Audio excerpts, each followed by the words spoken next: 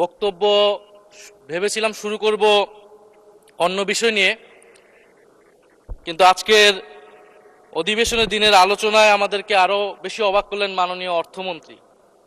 ফলে অর্থ সেক্টরের কিছু বক্তব্য দিয়ে আলোচনা শুরু করছি। আমরা যখনই ব্যাংকিং খাত বা অর্থ সেক্টরের আর্থিক খাতের কথা আসে, মাননীয় অর্থমন্ত্রী একটা বাক্যই বারবার বলেন যে বিএনপির সময়ে এরকম কোনো রেকর্ড নাই যে আর্থিক খাতে বিশৃঙ্খলা হয়েছে। উনি কিছুক্ষণ আগে অস্বীকার করলেন যে বাংলাদেশ ব্যাংকের গভর্নর একটা রাজনৈতিক নিয়োগ, তাদের দলের নির্বাচন কমিটির সদস্য, এবং তিনি এটা অস্বীকার করলেন। আমি মাননীয় স্পিকার টিআইবির একটা তথ্য আপনাদেরকে দিচ্ছি। বর্তমান সরকারি দলের যারা নির্বাচনের প্রার্থী হয়েছেন তাদের 59.41% ঋণগ্রস্ত, এবং যার বেশিরভাগ হচ্ছে সরকারি দলের।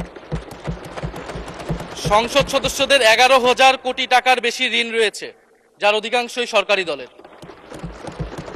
এদের অধিকাংশই ঋণ খেলাপি ছিলেন, নির্বাচনের আগে কিছু টাকা ঋণ দিয়ে পুনঃতফসিল করে নিয়েছেন। এবং বর্তমান যে বাংলাদেশ ব্যাংকের গভর্নর, তার স্পেশালিটিটা কি? তার স্পেশালিটি হচ্ছে এই ঋণ পুনঃতফসিল করা, এটাতে তিনি এক্সপার্ট। ফলে তাকে বাংলাদেশ ব্যাংকের গভর্নর কেন দেওয়া হয়েছে এটা খুব পরিষ্কার মাননীয় স্পিকার। এই যে হাজার হাজার কোটি টাকার ঋণ, সেই ঋণগুলো যাতে ঋণ পুনঃতফসিল করতে পারে, সেই সুযোগ সুবিধাটা করে দেওয়ার জন্যই বাংলাদেশের ইতিহাসে প্রথমবারের মতো একজন ব্যবসায়ীকে বাংলাদেশ ব্যাংকের গভর্নর দেওয়া হয়েছে। ফলে জাতির সামনে এই জিনিসগুলো পরিষ্কার হয়েছে। এখন সামনের আর্থিক খাতে আরো নিয়োগ তারা কি বিবেচনায় দিবেন, এই জন্য আমরা তাদের উপর আর আস্থা রাখতে পারছি না। মাননীয় স্পিকার, রাষ্ট্রপতির উপর ধন্যবাদ জ্ঞাপন বক্তব্য। রাষ্ট্রপতির বক্তব্য আমি শুনিও নাই, পড়িও নাই, এবং সেই বক্তব্য দেওয়ার সুযোগ করে দেওয়াকে আমরা প্রত্যাখ্যান জানিয়েছিলাম। আমরা খুব স্পষ্টভাবে বলেছিলাম যে এই রাষ্ট্রপতির অপসারণ প্রয়োজন, তাকে গ্রেফতার করা প্রয়োজন। এই রাষ্ট্রপতির আর কোনো অধিকার নেই বঙ্গভবনে থাকার, এইখানে এসে বক্তব্য দেওয়ার। প্রেসিডেন্ট শাহাবুদ্দিন চুপ্পু, তার কিছু কুকীর্তির কথা মাননীয় স্পিকার হাউসের সামনে তুলে ধরছি। তিনি দুদকের কমিশনার ছিলেন। তাকে দুদকের কমিশনারের করা হয়েছিল 3টি অ্যাসাইনমেন্ট দিয়ে। 1 নম্বর হচ্ছে খালেদা জিয়া এবং তারেক রহমানের বিরুদ্ধে দুর্নীতির অভিযোগের শাস্তি নিশ্চিত করা। 2 নম্বর পদ্মা সেতুর দুর্নীতির অভিযোগ থেকে আওয়ামী লীগকে ক্লিন শিট দেওয়া। 3 নম্বর ফখরুদ্দিন মঈনুদ্দিন সরকারের সময় শেখ হাসিনা সহ আওয়ামী লীগ নেতাদের বিরুদ্ধে হওয়া দুর্নীতির মামলাগুলোকে বাতিল করে দেওয়া। এমন একজন ব্যক্তিকে বিএনপি সরকার রাষ্ট্রপতি হিসেবে এখনো মেনে নিচ্ছে মাননীয় স্পিকার। আরেকটি ঘটনা বলি, 2009 সালে শেখ হাসিনার ক্যাঙ্গারু আদালতের নির্দেশে এই শাহাবুদ্দিন চুপ্পুর নেতৃত্বে 3 সদস্যের judicial inquiry commission on minority torture in 2001 করেছিল শেখ হাসিনার ক্যাঙ্গারু কোর্ট। এই প্রতিবেদন অনুসারে বিএনপির 26,000 বিএনপির নেতাকর্মীকে 2001 সালে ক্ষমতায় এসে কয়েক হাজার হিন্দুকে তারা হত্যা করেছে, এজন্য দায়ী করা হয়েছিল মাননীয় স্পিকার। এবং আওয়ামী লীগ এই রিপোর্ট দেশে বিদেশে এই রিপোর্ট ফেরি করে তারা নিজেদের এখানে ক্ষমতায় থাকাটাকে পাকাপোক্ত করেছিল। মাননীয় স্পিকার, এই রাষ্ট্রপতি চুপ্পু এস আলমের হাতে ইসলামী ব্যাংকে তুলে দেওয়ার কারিগর, 2 কোটি আমানতকারীকে পথে বসিয়েছিল। এবং জুলাই গণহত্যার সময় তার ভূমিকা, ফ্যাসিবাদের সাথে তার সংশ্লিষ্টতা সবকিছু আমরা জানি। আমাদের দুর্ভাগ্য, এই দুর্নীতিবাজ, অপদার্থ, মিথ্যুক, গণহত্যার দোষর এখনো বাংলাদেশের রাষ্ট্রপতি। একটা আলোচনা কয়েকবার এসেছে যে রাষ্ট্রপতির অধীনে কেন শপথ নিয়েছি আমরা বলতে এখানে ব্যক্তিগতভাবে আমার কথাই বলেছে, কারণ আমি এখানে শপথ নিয়েছিলাম। তো মাননীয় স্পিকার, সেই সময় প্রেক্ষাপট আর এখনকার প্রেক্ষাপট কি এক? জুলাই গণ অভ্যুত্থানের পরে 5ই আগস্টের পরে আমাদের সামনে 2টা অপশন ছিল। আমরা বলেছিলাম জাতীয় সরকার করতে হবে, সেই জাতীয় সরকারের প্রস্তাব বিএনপি নাকচ করে দিয়েছে। আমাদের সামনে আরেকটা অপশন ছিল ক্ষমতা আর্মির হাতে তুলে দেওয়া। যদি আমরা সেই দিকে আগাতাম, আজকে তারা এখানে বসতে পারতেন কিনা মাননীয় স্পিকার সেটা সন্দেহ আছে। দেশের স্বার্থে, দেশের স্থিতিশীলতার স্বার্থে আমরা সেই সময় সরকারে গিয়েছিলাম, আমরা শপথ নিয়েছিলাম। কিন্তু বৈষম্যবিরোধী ছাত্র আন্দোলন খুব স্পষ্টভাবে 2024 সালে কিন্তু এই রাষ্ট্রপতির অপসারণ চেয়েছিল। সেই সময় সাংবিধানিক ধারাবাহিকতার কথা বলে রাষ্ট্রপতির পক্ষে অবস্থান নিয়েছিল বিএনপির মহাসচিব মির্জা ফখরুল আলমগীর সাহেব, তিনি নিজেই কথা বলেছিলেন। ফলে এখন তো একটা নির্বাচিত সরকার মাননীয় স্পিকার, এখন তো চাইলেই বিএনপি রাষ্ট্রপতি পরিবর্তন করতে পারে সরকার, এবং আমরা বিশ্বাস করি বিএনপিতে সেই ধরনের যোগ্য আস্থাভাজন ব্যক্তি নিশ্চয়ই রয়েছেন। এবং সরকার দলের সদস্যরা অনেকে গৌরবের সাথে বলেছেন যে যেই রাষ্ট্রপতি জিয়াউর রহমানের বিরোধিতা করেছেন সেই রাষ্ট্রপতি এখন জিয়াউর রহমানের প্রশংসা করছে। মাননীয় স্পিকার, গাধাকে দিয়ে আপনি হাল চাষ করিয়ে এটার মধ্যে কোনো বাহাদুরি নাই। এটা আপনাদের দেউলিয়ত্ব, সরকারের দেউলিয়ত্ব যে সরকার এখনো রাষ্ট্রপতি পরিবর্তন করতে পারছে না। মাননীয় স্পিকার, এই অধিবেশনের পুরোটা সময় জুড়ে আমরা সংস্কার, গণভোট, জুলাই সনদ, ৭২-এর সংবিধান নিয়ে অনেক কথা বলেছি। এবং একটা বিষয় আমার কাছে খুবই অদ্ভুত লেগেছে, কিছু মাননীয় সংসদ সদস্য তারা ৭২-এর সংবিধানকে ৭১-এর সাথে মিলিয়েছে। মাননীয় স্পিকার, আমার জানা নেই আসলে তারা কোন বিবেচনা থেকে এটি মিলিয়েছেন। এটা তো সবসময় আওয়ামী লীগ মিলিয়েছে মাননীয় স্পিকার। তারা ৭২-এর সংবিধানকে ৭১-এর ফসল হিসেবে ৭১-এর চেতনার সাথে মিলিয়েছে। ৭২-এর মূলনীতিকে ৭১-এর মূলনীতি বলে ৭১-এর আদর্শ হিসেবে প্রচার করেছেন। আমরা তো সেটার বিরোধিতা করেছি মাননীয় স্পিকার সবসময়, এবং বিএনপির বহু নেতা এটার বিরোধিতা করেছে মাননীয় স্পিকার। ৭২-এর সংবিধানের ক্রিটিসিজম, সমালোচনা ৭২ সাল থেকেই বাংলাদেশে শুরু হয়েছিল।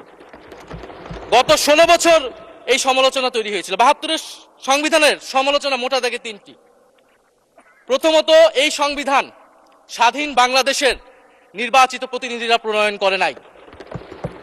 আমি সরকারি দলের মাননীয় সংসদ সদস্য ব্যারিস্টার নওশাদ জমির সাহেবের সাথে, ওনার সাথে আমি সহমত পোষণ করে বলতে চাই, একটা স্বাধীন দেশের শাসনতন্ত্র রচনা করার অধিকার, সুযোগ সেই দেশের নির্বাচিত প্রতিনিধিদের হওয়া উচিত। ৭২-এর সংবিধান রচনা করেছিল যারা ৭০-এর নির্বাচনে আইয়ুব খানের এলএফের অধীনে যারা নির্বাচিত হয়েছিল পাকিস্তানের শাসনতন্ত্র রচনা করার জন্য মাননীয় স্পিকার। দ্বিতীয়ত, এই ৭২-এর সংবিধান ইনহেরেন্টলি এটা একটা আনডেমোক্রেটিক কনস্টিটিউশন। একজন ব্যক্তির হাতে সকল ক্ষমতা অর্পণ করা হয়েছিল মাননীয় স্পিকার। সেই সময় শেখ মুজিবকে সামনে রেখে এই সংবিধান তৈরি করা হয়েছিল। একজন ব্যক্তির হাতে সংসদের ক্ষমতা, নির্বাহী বিভাগের ক্ষমতা, এমনকি বিচার বিভাগের ক্ষমতাও নানা কায়দা করে তার হাতে তুলে দেওয়া হয়েছিল মাননীয় স্পিকার। ফলে স্বৈরতন্ত্রের বীজ কিন্তু সেই ৭২-এর সংবিধান থেকে বাংলাদেশে শুরু হয়েছিল। এবং সবচেয়ে ইম্পর্টেন্ট, এই সংবিধান হচ্ছে মুজিববাদী আদর্শ দ্বারা রচিত হয়েছিল মাননীয় স্পিকার। ৭১-এর আদর্শ কিন্তু চার নীতি ছিল না মাননীয় স্পিকার। ৭১-এর আদর্শ ছিল সাম্য, মানবিক মর্যাদা, সামাজিক ন্যায় বিচার। ৭২-এর সংবিধানে এসে বলা হলো জাতীয়তাবাদ, বাঙালি জাতীয়তাবাদ, ধর্মনিরপেক্ষতা, গণতন্ত্র এবং সমাজতন্ত্র, এবং এটার বিরুদ্ধে বিদ্রোহ করেছিলেন মেজর জিয়াউর রহমান। মাননীয় স্পিকার, আজকে বিএনপি তার ফান্ডামেন্টাল জায়গা থেকে সরে যাচ্ছে মাননীয় স্পিকার। শুধু জামাত ইসলাম ৭২-এর বিরোধিতা করেছে বলে কি বিএনপি এখন আওয়ামী লীগের পজিশনে চলে গিয়েছে? আমাদের জানা নেই মাননীয় স্পিকার। ৭২-এর সংবিধানের বিরোধিতা করেছেন বদরুদ্দিন উমর, ৭২-এর সংবিধানের বিরোধিতা করেছেন মাওলানা ভাসানী, ৭২-এর সংবিধানের বিরোধিতা করেছেন কমরেড মুজাফফর আহমেদ, ৭২-এর সংবিধানের বিরোধিতা শত শত মুক্তিযোদ্ধারা করেছেন মাননীয় স্পিকার। ফলে এই ৭২-এর সংবিধানকে বাতিল করার একটা সুযোগ আমাদের এসেছিল ১৯৭৫ সালের সিপাহী জনতার বিপ্লবের মধ্য দিয়ে। জিয়াউর রহমানের এটা একটা ঐতিহাসিক ভুল বলবো মাননীয় স্পিকার, তার প্রতি সম্মান রেখে, যে আমরা সেই সময় সেই অপরচুনিটি মিস করেছি। আমরা একটা গণপরিষদ দিয়ে নতুন সংবিধান করতে পারি না, এবং এই অপরচুনিটি আমরা এই ২৪ও মিস করেছি এবং এখনো করতে যাচ্ছি মাননীয় স্পিকার। মাননীয় স্পিকার, ৫ই আগস্টের পরে যখন সংস্কারের আলোচনা আসলো, বৈষম্যবিরোধী ছাত্র আন্দোলন তাদের পক্ষ থেকে আমরা বলেছিলাম আমরা নতুন সংবিধান চাই বা সংবিধান পুনর্লিখন চাই। বিএনপি বলেছিল তারা নির্বাচনের মাধ্যমে ক্ষমতায় যেতে চায়। ফলে ৫ই আগস্টের পর থেকে রাস্তা দুটি আলাদা হয়ে গেছিল মাননীয় স্পিকার। তখন আমরা একটা মধ্যপন্থায় আসলাম যে আমরা সংস্কারে আসি। সেই জায়গা থেকে সংস্কার কমিশন ঐক্যমত, সেখানে আলোচনা হলো।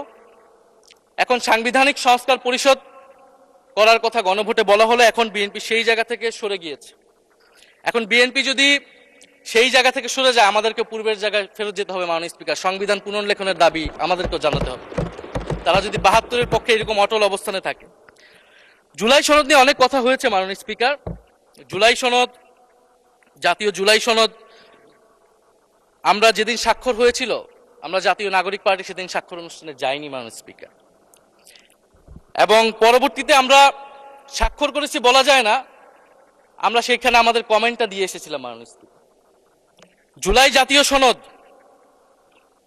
জুলাই গণ অভ্যুত্থানের পরবর্তীতে এত কষ্টের যে ফসলটাকে, সেইটাকে মাননীয় স্পিকার নোট অফ ডিসেন্ট দিয়ে সেটাকে কলুষিত করে ফেলা হয়েছে। যেদিন জুলাই জাতীয় সনদ স্বাক্ষর হয় সেদিন জুলাই জাতীয় সনদের মেজর সংস্কারগুলোতেই পাশে একটা নোট লেখা হয়েছে যে কোনো রাজনৈতিক দল বা জোট তাদের নির্বাচনী ইস্তিহার উল্লেখপূর্বক যদি জনগণের ম্যান্ডেট লাভ করে তাহলে তারা সেই মতো ব্যবস্থা গ্রহণ করতে পারবে। তাহলে যেই দল নির্বাচনে জয়ী হবে তারা তাদের ইস্তেহার অনুযায়ী সবকিছু করবে মাননীয় স্পিকার। এটার জন্য ঐক্যমতের কোনো প্রয়োজন হয় না। আপনি যদি নির্বাচনে জিতে আপনার ইস্তেহার মতোই সবকিছু করবেন, তাহলে আপনার সাথে আমার কিসের ঐক্যমত, কিসের আলোচনা? এবং সেই নোটগুলো কিভাবে লেখানো হয়েছে, কিভাবে বল প্রয়োগ করে, শক্তি প্রয়োগ করে ঐক্যমত কমিশনকে চাপ দিয়ে লেখানো হয়েছে মাননীয় স্পিকার, এটা ঐক্যমত কমিশনের আমি মনে করি এখন বলার সুযোগ হয়ে এসেছে, সময় এসেছে। ফলে জুলাই জাতীয় সনদ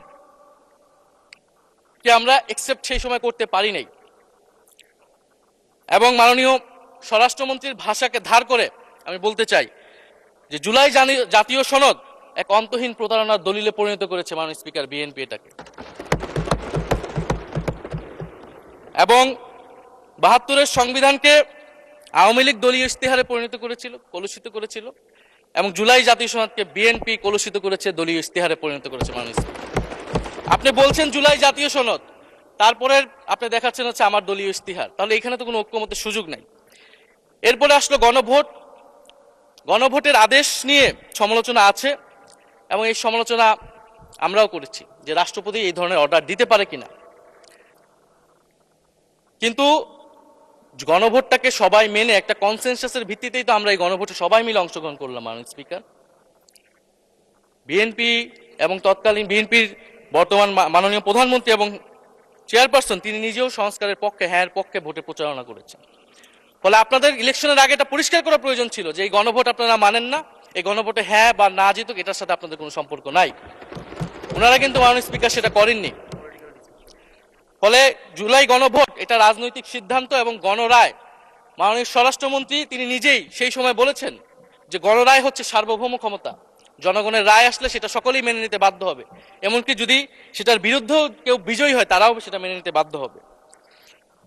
ফলে আমরা মনে করি যে এই গণভোট অনুসারে যে সাংবিধানিক সংস্কার পরিষদ, অতি দ্রুত সময়ের মধ্যে সাংবিধানিক সংস্কার পরিষদ গঠন করা উচিত, এর সুরাহা করা উচিত। আমরা তো মাননীয় স্পিকার অনেক দূর সরে এসেছি, নতুন সংবিধানের জায়গা থেকে সরে আসতে আসতে আমরা কোথায় আসলাম? আমরা খুবই সামান্য কিছু দাবি এখানে এসেছে, জুলাই জাতীয় সনদ বা গণভোট যেটাই বলেন না কেন, যে একটা উচ্চকক্ষ হবে ভোটের অনুপাতে, তত্ত্বাবধায়ক সরকার হবে। এই তত্ত্বাবধায়ক সরকার নিয়েই তো এত ঝামেলা, গত 16 বছরের এত আন্দোলন। কিভাবে নিয়োগ হবে এই নিয়োগটা আমাদেরকে জানতে হবে মাননীয় স্পিকার। নির্বাচন কমিশনার এবং সাংবিধানিক প্রতিষ্ঠানগুলোতে কিভাবে নিয়োগ হবে, একটা নির্দলীয় এবং গ্রহণযোগ্য নিয়োগ আমরা কিভাবে করতে পারি যেটা দেশকে বিভাজিত করবে না, বিরোধী দলের উপরে বিরোধী দলের অধিকার ক্ষুণ্ণ করবে না, এবং সবচেয়ে গুরুত্বপূর্ণ বিচার বিভাগ পৃথকীকরণ মাননীয় স্পিকার। এগুলা আমরা 5ই আগস্টের পরে আসমান থেকে বলিনি, এগুলা গত 16 বছর আলোচনা হয়েছে। বিএনপির 31 দফায় আলোচনা ছিল, আরো অনেক রাজনৈতিক দলের আলোচনাতে, সংস্কারের আলোচনা থেকে আমরা মাননীয় স্পিকার ধার করেছিলাম। হ্যাঁ, বিচার বিভাগ এই মুহূর্তে পৃথকীকরণ বা বিচার বিভাগের স্বাধীনতা নিয়ে কনসার্ন আছে, কারণ আওয়ামী লীগের নিয়োগকৃত অনেক বিচারক মাননীয় স্পিকার এখনো রয়ে গেছে বিচারালয়ে, যারা এই জামিনগুলো করিয়েছে ফ্যাসিস্টদের। কিন্তু সেটার একটা সুরাহা আপনারা করেন, আমরা সহযোগিতা করব, কিন্তু তারপরে তো বিচার বিভাগের স্বাধীনতা মাননীয় স্পিকার নিশ্চিত করতে হবে। গুম এবং মানবাধিকার অধ্যাদেশ বাতিল করলেন, আপনারা বলছেন ভালো আইন নিয়ে আসবেন, তো ভালো আইন যতক্ষণ পর্যন্ত আনতে পারছে না ততক্ষণ পর্যন্ত মাননীয় স্পিকার আপনাদের সমালোচনাটা সহ্য করতে হবে। আপনারা ভালো আইন নিয়ে আসুন এবং অতি দ্রুত সময়ের মধ্যে নিয়ে আসুন, আমরা দেখি। মাননীয় স্পিকার, এই সংসদে এই অধিবেশনে আরেকটি বিষয় বারবার এসেছে, সেটা হচ্ছে মুক্তিযুদ্ধ এবং জুলাই গণ অভ্যুত্থান। মুক্তিযুদ্ধকে মাননীয় স্পিকার আমরা শ্রদ্ধা করি। আমরা মনে করি এই প্রজন্ম যারা জুলাই গণ অভ্যুত্থানে অংশগ্রহণ করেছি, জুলাই গণ অভ্যুত্থানের মধ্য দিয়ে মুক্তিযুদ্ধের নতুন রূপ তৈরি হয়েছে, মুক্তিযুদ্ধের নবায়ন হয়েছে। মাননীয় স্পিকার, ফলে মুক্তিযুদ্ধের সাথে জুলাই গণ অভ্যুত্থানের কোনো সাংঘর্ষিক অবস্থান নেই। আমরা বারবার বলেছি মুক্তিযুদ্ধ, জুলাই গণ অভ্যুত্থান হচ্ছে মুক্তিযুদ্ধেরই আরেকটি ধারাবাহিকতা। মুক্তিযুদ্ধে আমরা সাম্য মানবিক মর্যাদার কথা বলেছি, জুলাই গণ অভ্যুত্থানে আমরা বৈষম্য বিরোধী গণতান্ত্রিক বাংলাদেশের কথা বলেছি। মাননীয় স্পিকার, কোথায় পার্থক্য, কোথায় আলাদা, এবং কোন ঘটনা বড় কোন ঘটনা ছোট, এটা অহৈতুক তর্ক। মাননীয় স্পিকার, আমরা কেউ বলি নাই যে জুলাই গণ অভ্যুত্থান মুক্তিযুদ্ধের থেকে বড়, বা জুলাই গণ অভ্যুত্থান 90-এর থেকে বড় বা 90-এর থেকে ছোট। জুলাই গণ অভ্যুত্থান এক বিশেষ ঘটনা বাংলাদেশের ইতিহাসে, মুক্তিযুদ্ধ এক বিশেষ ঘটনা, মুক্তিযুদ্ধ বাংলাদেশের ফাউন্ডেশন। মাননীয় স্পিকার, এটার ব্যাপারে আমরা আনকম্প্রোমাইজেবল, এটা নিয়ে কোনো বিতর্কের কোনো সুযোগ নাই। তবে এই কথাটা ওনারাই বারবার বলে মুক্তিযুদ্ধকেও ছোট করতেছেন, জুলাই গণ অভ্যুত্থানকেও ছোট করতেছেন। আরেকটি বিষয় মাননীয় স্পিকার, মুক্তিযুদ্ধর কথা যখন এসেছে, আমরা যে সাম্প্রতিক সময়ে জাতীয় মুক্তিযোদ্ধা কাউন্সিল জামুক আইন সংশোধন করা হলো, অধ্যাদেশ পাশ করা হলো, সেখানে কিন্তু একটা গুরুত্বপূর্ণ সংশোধনী এসেছে। মুক্তিযোদ্ধাদের সংজ্ঞা থেকে মুজিব বাহিনীকে বাদ দেওয়া হয়েছে। মাননীয় স্পিকার, এবং আপনারা জানেন যে এই মুজিব বাহিনী, সেটাকে সংযুক্তির মাধ্যমে হাজার হাজার ছাত্রলীগের নেতাকর্মীকে মুক্তিযোদ্ধা সার্টিফিকেট দেওয়া হয়েছিল। মাননীয় স্পিকার, মুজিব বাহিনীর রোল কি ছিল, এটা আপনারা এখানে যারা অভিজ্ঞ মাননীয় স্পিকার অনেক মুক্তিযোদ্ধা আছেন, তারা ভালো করেই জানেন। মুজিব বাহিনী তৈরি হয়েছিল অন্তর্ঘাত তৈরি করার জন্য। তারা অস্ত্র হাতে দেশে পাকিস্তান বাহিনীর বিরুদ্ধে যুদ্ধ করে নাই। তারা দেশে ঢুকে মুক্তিযুদ্ধের আওয়ামী লীগ বারে অন্য যেই পক্ষগুলো রয়েছে তাদেরকে হত্যা করেছিল। মাননীয় স্পিকার, ফলে মুজিব বাহিনী কিন্তু কোনো মুক্তিযোদ্ধা না বর্তমান আইন অনুসারে। কিন্তু এখানে অনেক মুজিব বাহিনীর কিছু লোক আছেন, তারা নিজেদেরকে মুক্তিযোদ্ধা হিসেবে বারবার জাহির করছে। ফলে আমাদেরকে এই ফারাকটাও করতে হবে। মাননীয় স্পিকার, এবং মুক্তিযুদ্ধের পক্ষ বিপক্ষের রাজনীতি গত 50 বছর ধরে হয়েছে। আমরা এই সমাধান এখনো কেন করতে পারিনি? মাননীয় স্পিকার, এর দায়ভার কে নেবে? বিএনপি কি নেবে না, যারা 29 বছর জামাতের সাথে রাজনীতি করেছে? একটা কথা তো এখন সবাই বলে, সাথে থাকলে সঙ্গী, না থাকলে জঙ্গি। ফলে এটার দায়িত্ব ছিল তো উনাদের, এই রিকনসিলিয়েশন তৈরি করা, এই প্রশ্নের সুরাহা করা।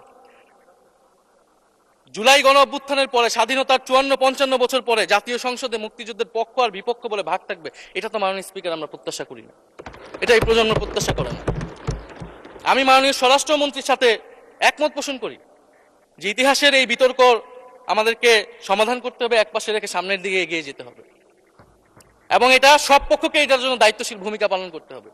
মুক্তিযুদ্ধ যেমন কোনো দেশের ষড়যন্ত্র না, আবার মুক্তিযুদ্ধের নাম করে এদেশে যে লুটপাট ফ্যাসিবাদ কায়েম হয়েছে, সেটাও আমাদের ভুলা যাবে না। মাননীয় স্পিকার,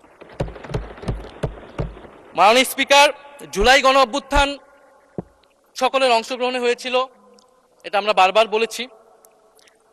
তবে বিএনপির বিভিন্ন সদস্য তারা তাদের আলোচনায় বারবার বলার চেষ্টা করে যে আমরা ছিলাম না, আমরা তো এভাবে ছিলাম, এভাবে ছিলাম। এটা তো প্রমাণ করার প্রয়োজন নাই। মাননীয় স্পিকার, এটা কেন এত হীনমন্যতা আমাদের এটা বুঝে আসে না।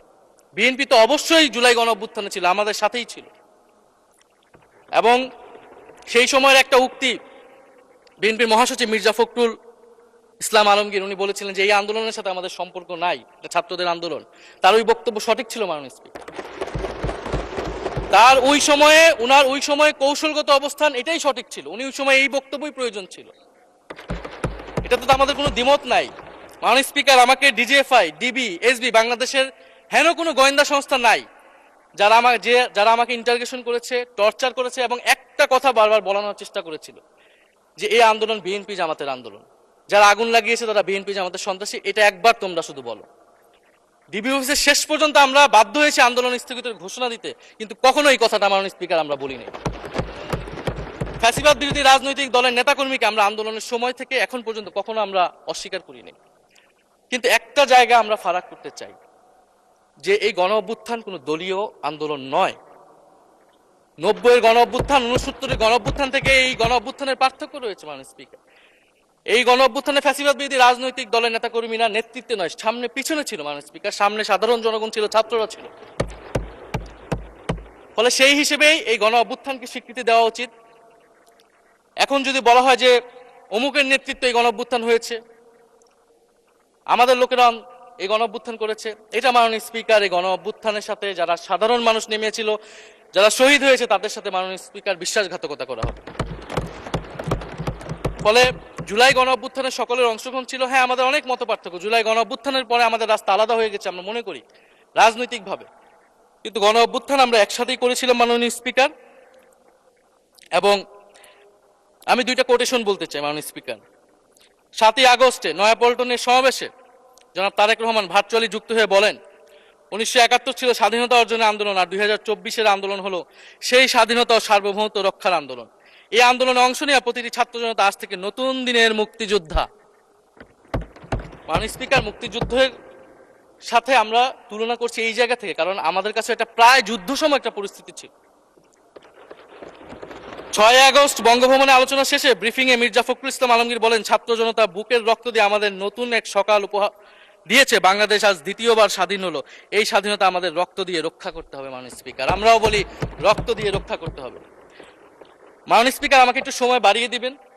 আমি যে সময়টা পেয়েছি এটা বিরোধী দলের কোটা থেকে, আমি আশা করব সরকারি দলের কোটা থেকে আমি আরো 10 মিনিট পাবো মাননীয় স্পিকার। মাননীয় চিফ হুইপ এবং সংসদ নেতা নিশ্চয়ই এটাতে সম্মতি দিবেন। মাননীয় স্পিকার, আমরা ভারত এবং পররাষ্ট্রনীতি নিয়ে কিছু কথা বলতে চাই।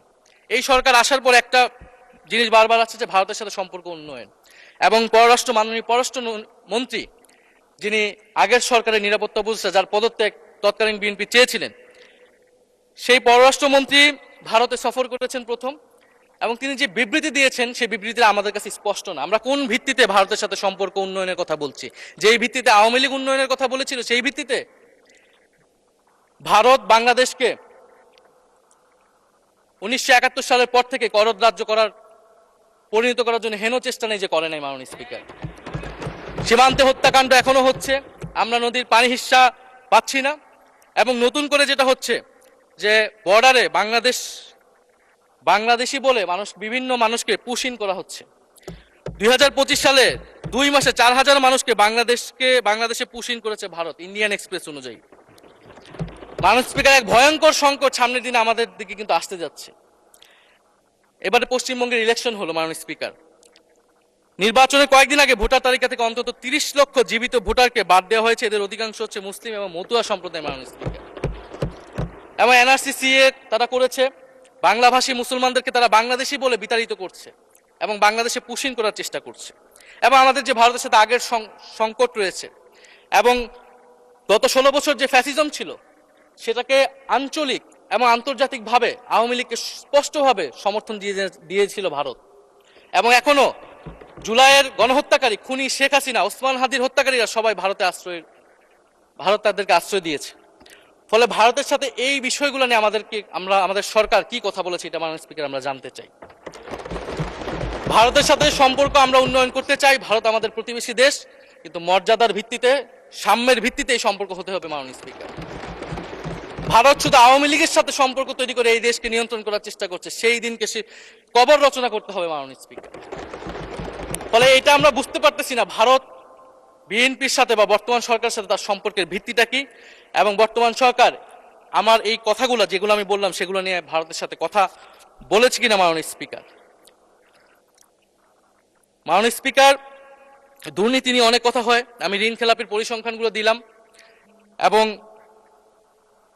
নির্বাচনের বিধান অনুযায়ী ঋণ খেলাপিকে নির্বাচনে প্রার্থী হতে পারবে না, কিন্তু আমরা দেখলাম নির্বাচনের আগে কিছু টাকা পরিশোধ করে ঋণ পুনঃতফসিল করে তারা সংসদ সদস্যরা বেশি আসলেন মাননীয় স্পিকার। মাননীয় স্পিকার, আমি কিছু সংখ্যা বলছি। 1700 কোটি টাকা, 765 কোটি টাকা, 679 কোটি টাকা, 621 কোটি টাকা, 201 কোটি টাকা, 182 কোটি টাকা, 97 কোটি টাকা। মাননীয় স্পিকার, এগুলো আমাদের সংসদ সদস্য যারা তাদের ঋণ রয়েছে মাননীয় স্পিকার। এবার আমি নাম বললাম না, কিন্তু পরের সেশনে কিন্তু মাননীয় স্পিকার আমি নাম ধরেই কথা বলবো, এগুলা ফ্যাক্ট, এবং এখনো 2 জন আসতে পারে নাই এই কারণে। এখন দুর্নীতির বিরুদ্ধে তো যুদ্ধ ঘোষণা হয়েছে, এখন এই ঋণগুলো কবে বাংলাদেশের জনগণ ফেরত পাবে, বাংলাদেশের ব্যাংক ফেরত পাবে মাননীয় স্পিকার, এটা আমরা জানতে চাই। মাননীয় স্পিকার, যদি সময় একটু বাড়িয়ে দেন। হ্যাঁ, মাননীয় সদস্য, আপনি আবেদন জানিয়েছিলেন, এর মধ্যে ট্রেজারি বেঞ্চের যে চিফ হুইপ আছেন, মাননীয় চিফ হুইপ, উনি আমাকে জানিয়েছেন উনার সময় 20 মিনিট বরাদ্দ ছিল, সেখান থেকে 5 মিনিট উনি কর্তন করে আপনাকে দিয়েছেন। তো আপনি 5 মিনিটের মধ্যে দয়া করে শেষ করবেন। থ্যাংক মাননীয় ইউ। স্পিকার, আর মাননীয় প্রধানমন্ত্রীর থেকে আরো 5 মিনিট আমি রিকোয়েস্ট করছি মাননীয় স্পিকার। আর যদি 5 মিনিটে শেষ করতে পারে আমি শেষ করে দিব, কোনো সমস্যা নেই। মাননীয় স্পিকার, ফলে আমরা দুর্নীতির কথা বলা হচ্ছে, 16 বছরে আওয়ামী লীগের যে দুর্নীতি, সেই দুর্নীতি থেকেও বড় হয়ে গেছে অন্তর্বর্তী সরকারের সময়ে ছাত্র সমন্বয়করা কি দুর্নীতি করেছে। মাননীয় স্পিকার, ছাত্র সমন্বয়করা খুবই খারাপ, তারা মন্ত্রণালয়ে ঘুরেছে, দুর্নীতি করেছে, কিংস পার্টি করেছে। তো মাননীয় স্পিকার, আওয়ামী লীগের আমলে 16 বছরের দুর্নীতির বিচার ওনারা কিভাবে করবেন সেইটা মাননীয় স্পিকার ওনাদের বলা উচিত জনগণের সামনে। এবং আরো ভালো হয় যদি 2001 থেকে 6 সাল পর্যন্ত মাননীয় স্পিকার যে দুর্নীতির অভিযোগগুলো এসেছিল সেটারও একটা স্বচ্ছ তদন্ত মাননীয় স্পিকারের বর্তমান সরকার করে। দুর্নীতি কেউ না কেউ তো করেছে, কারা করেছে তাদের নাম বাংলাদেশের জনগণের সামনে উন্মুক্ত করা হোক, কারণ সেটার জন্যই তাদেরকে ভোগান্তি পোহাতে হয়েছে 1/11 ষড়যন্ত্রের মাধ্যমে। বর্তমান প্রধানমন্ত্রী, তাকেও কিন্তু দুর্নীতির মিথ্যা অভিযোগ দিয়ে মাননীয় স্পিকার তার বিরুদ্ধে মামলা করা হয়েছিল। মাননীয় স্পিকার, মাননীয় স্বরাষ্ট্রমন্ত্রীর দৃষ্টি আকর্ষণ করছে, একটু আইন শৃঙ্খলা নিয়ে কথা বলি।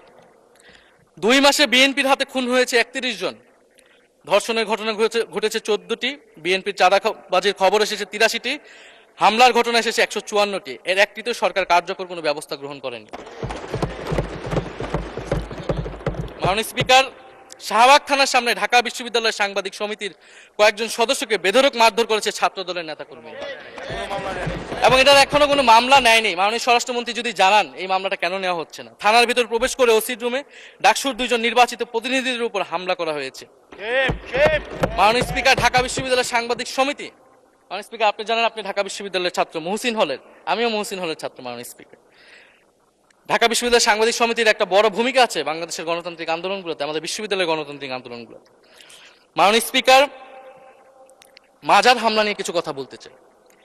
এই সরকারের আমলে আমরা দেখলাম যে কুষ্টিয়ায় মাজারে হামলা করে একজনকে হত্যা করা হয়েছে। মাননীয় স্পিকার, এটা আমরা নিন্দা এবং প্রতিবাদ জানাই।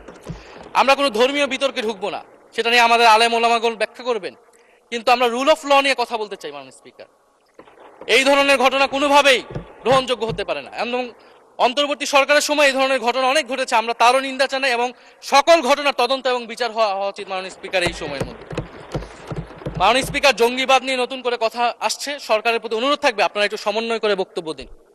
স্বরাষ্ট্রমন্ত্রী বলছেন জঙ্গিবাদ নেই, আবার মাননীয় প্রধানমন্ত্রীর উপদেষ্টা বলছেন জঙ্গিবাদ আছে, জঙ্গি আছে। তো ওনাদের বক্তব্যটা পরিষ্কার হলে আমরাও এই বিষয়ে আমাদের অবস্থান বা বক্তব্যটা পরিষ্কার করতে পারবো।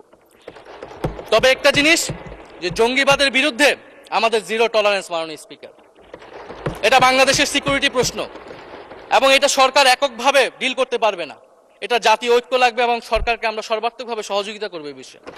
তবে বিগত আমলের মতো এবং ওয়ারেন্ট টেররের প্রজেক্ট হিসেবে যাতে বাংলাদেশে কোনো জঙ্গিবাদের নাটক না হয় মাননীয় স্পিকার, এটাও আমাদের মাথায় রাখতে হবে। মাননীয় স্পিকার, আমাদের দেশের প্রধান একটা জনগোষ্ঠী হচ্ছে কৃষক, আমরা সবাই কৃষক পরিবারের সন্তান। সরকার কৃষি কার্ড দিচ্ছে, এটা সরকারকে সাধুবাদ জানাই। তবে সরকার গত বছরের যে দামে কৃষক থেকে ধান এবং চাল কিনেছে, এই বছর ঠিক একই দামে কৃষক থেকে ধান কিনছে, এটার ফলে কৃষকদের কিন্তু মাননীয় স্পিকার লোকসান হচ্ছে। ডিজেলের দাম বৃদ্ধি হয়েছে, সেচ খরচ, সার, বীজ, শ্রমিক মজুরি সব মিলিয়ে মাননীয় স্পিকার বোরো মৌসুমে ধানের উৎপাদন খরচ উল্লেখযোগ্যভাবে বেড়েছে। একদিকে কৃষি কার্ড দিবেন, আরেকদিকে ধানের ন্যায্য মূল্য আপনারা কৃষককে দিবেন না, এটা মাননীয় স্পিকার কোনো সমাধান বলে আমরা মনে করি না। মাননীয় স্পিকার, আমরা জুলাই গণহত্যার বিচার নিয়ে মাননীয় আইনমন্ত্রীকে এখন পর্যন্ত কোনো ব্রিফিং মাননীয় সংসদে করতে শুনি নাই, হয়তো আমার মিস হয়ে যেতে পারে। আমরা আশা করব উনি প্রতি অধিবেশনে সংসদে এবং সংসদের বাইরে আমাদের ট্রাইব্যুনালের চিফ প্রসিকিউটর আছেন, মাননীয় আইনমন্ত্রীর থেকেও আমরা জুলাই গণহত্যার বিচার প্রক্রিয়া কতটুকু আগাচ্ছে, কিভাবে আগাচ্ছে, এটা নিয়ে আমরা স্বচ্ছ বক্তব্য ওনাদের কাছ থেকে, সরকারের কাছ থেকে মাননীয় স্পিকার আশা করি। আমরা আশা করি মাননীয় স্পিকার, যে জুলাই যারা শহীদ হয়েছিলেন, শহীদ পরিবারদের যে সকল সুযোগ সুবিধা দেওয়া হয়েছিল অন্তর্বর্তী সরকার থেকে, সেই সব কিছু অব্যাহত থাকবে, এবং বর্তমান সরকার সেটা আরো বৃদ্ধি করবে মাননীয় স্পিকার, শহীদ পরিবার এবং আহত যোদ্ধাদের জন্য। মাননীয় স্পিকার, আর 2 মিনিট যদি বৃদ্ধি করতেন আমি শেষ করে দিব 2 মিনিট। জি, 2 মিনিট বৃদ্ধি করা হলো। মাননীয় স্পিকার, আমরা এই জুলাই গণ অভ্যুত্থানে এই প্রজন্ম কর্মসংস্থানের বড় একটা দাবি নিয়ে কিন্তু মাননীয় স্পিকার চাকরির আন্দোলন থেকে আন্দোলনটা শুরু হয়েছিল। ফলে আমরা আশা করব এই সরকারের সময় কর্মসংস্থানের সুরাহা হবে এবং সেটার জন্য আর্থিক খাতে দুর্নীতি বন্ধ করতে হবে, বিনিয়োগ আনতে হবে এবং চাকরিতে স্বজনপ্রীতি, দুর্নীতি এগুলো একদম বন্ধ করতে হবে মাননীয় স্পিকার, সরকারি চাকরিতে বিশেষত। মাননীয় স্পিকার, একটা বিষয় যে সরকার এখন বলে দিচ্ছে যে বিরোধী দল কিভাবে কথা বলবে, কিভাবে বিরোধিতা করবে এবং বিরোধী দলের পতনও হয়ে যাবে, এরকম কথা মাননীয় স্পিকার এই সংসদে আমাদের শুনতে হচ্ছে। তো বিরোধী দল তো মাননীয় স্পিকার সরকারের প্রেসক্রিপশন অনুযায়ী বিরোধিতা করবে না, সরকারের শিখিয়ে দেওয়ার প্রয়োজন নাই কিভাবে কথা বলবে, কিভাবে বিরোধিতা করবে। বিরোধী দল বিরোধিতা করবে, সমালোচনা করবে, জনগণ এটা ঠিক করবে বিরোধী দলকে কতটুকু সমর্থন দিবে কি দিবে না। এবং বিরোধী দলের রাজনীতি মাননীয় স্পিকার বিএনপি করেছে, আমরা দেখেছি, তখন ছোট ছিলাম। মাননীয় স্পিকার, আমি যখন ইন্টারমিডিয়েটে পড়ি, খালেদা জিয়া তখন গ্রেফতার হন এবং তার পরের দিন আমার বাবা রাজনৈতিক মামলায় গ্রেফতার হন। আমার মা আমাকে নিয়ে থানায়, কোর্টে এবং কারাগারে আমি আমার মায়ের সাথে ঘুরেছি মাননীয় স্পিকার। আমি জানি আমার এই অভিজ্ঞতা বাংলাদেশের লাখ লাখ মানুষের, ফ্যাসিবাদ বিরোধী আন্দোলন, রাজনৈতিক কর্মী যারা রয়েছে তাদের সকলের একই অভিজ্ঞতা মাননীয় স্পিকার। মাননীয় স্পিকার, সেই অভিজ্ঞতা থেকেই বিশ্ববিদ্যালয়ে যখন এসেছি প্রথম, মনে হয়েছে যে এই প্রজন্ম হিসেবে আমাদের একটা দায়বদ্ধতা আছে।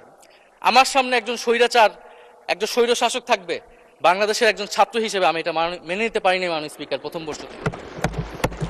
সেই জায়গা থেকে কাজ করেছি জুলাই গণ অভ্যুত্থানে। মাননীয় স্পিকার, আমি আমার এলাকা নিয়ে শুধু শেষ করব, সবাই যেহেতু এলাকা নিয়ে কথা বলে প্রথম আসলে, আমি মাননীয় প্রধানমন্ত্রীর প্রতিবেশী, ঢাকা 17-এর প্রতিবেশী হচ্ছে ঢাকা 11 মাননীয় স্পিকার। সংসদে সরকার দল এবং বিরোধী দলের যেই পরিমাণ বৈষম্য, ঢাকা 17 এবং ঢাকা 11-এর একই পরিমাণ মাননীয় স্পিকার বৈষম্য। ফলে উনি যাতে এই বৈষম্য দূর করেন এবং ঢাকা 11-এর জন্য যদি মাননীয় সদস্য 2 মিনিট চেয়েছিলেন, শেষ হয়ে গেছে। আর 2 মিনিট দেওয়া হলো, 2 মিনিটের মধ্যে শেষ করে ফেলেন প্লিজ। স্পিকার, ধন্যবাদ আপনাকে।